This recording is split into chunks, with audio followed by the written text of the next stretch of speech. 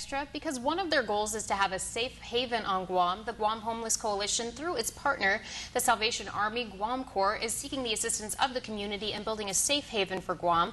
A safe haven will provide Guam's homeless with a place to sleep, clean up, do laundry, or get a bite to eat. Once again, we are talking with Guam Homeless Coalition representatives Amor Say and Dr. John Tracy. Thank you so much for joining us this evening again.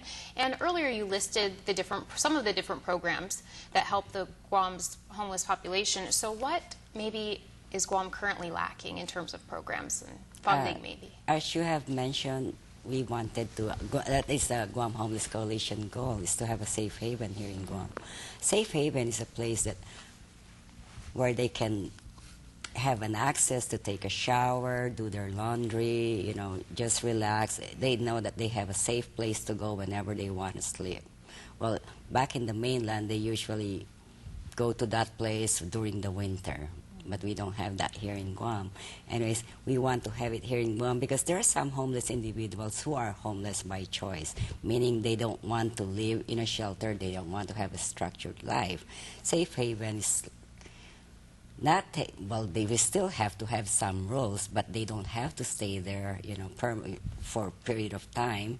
They can just go there and if they're hungry, we serve little meals, right? And then take a shower or just relax, stay there, and hopefully we'll be able to have some books or maybe computers that they can access to if funding permits. And also, if they are interested in trying to get back on their feet in a different way, then there's access to phones. They can make contacts with possible employers, that kind of thing, and have a way to communicate. You know. Is there anything you're looking for in the way of maybe public assistance? What do you want the public maybe to know most about the homeless population and what they could maybe do to help out? Well, we're asking the community to help us out because having a safe haven is really a big undertaking.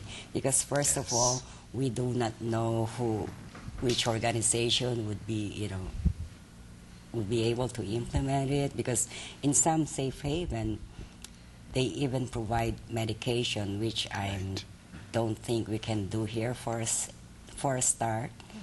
And we also need a space where we can. You know, we can provide the services. Now, you're talking about skills training earlier. How is that important? I imagine it's a pretty big, important part of getting people into a job or off of the streets and into a more normal pattern of life. Yes, as I have mentioned, we have programs that provides that. Even the Salvation Army One-Stop Homeless Shelter, One-Stop Homeless Assistance Center, excuse me, they don't provide shelter, but they do provide trainings such as life skills training, budgeting, nutrition, and so you have programs to help people get out of homelessness, but what about when they're out? Do you have aftercare sorts of programs that people can come back to? Yes, we do. We actually have the Shelter Plus Care program. Okay. And we provide supportive services, and even if they're out, if they need counseling, case management, there are service providers who would continue to provide that. As long as they need the services, we're there for them. Now, sometimes mental health homelessness is associated with mental health. What services are provided to maybe help in that aspect as well? Well, one of the issues that cause homelessness is mental illness and maybe substance abuse problem too. And as I have mentioned, Lighthouse Recovery and Oasis are the homeless shelters that deals with those type of issues. Okay. And they provide social detoxification and shelter, yes, counseling, group counseling. Just lots of aid overall to help people out and get back on their feet, it sounds like. And there are other things that we don't have the resources right now, perhaps, to do, that with additional resources we can create other options.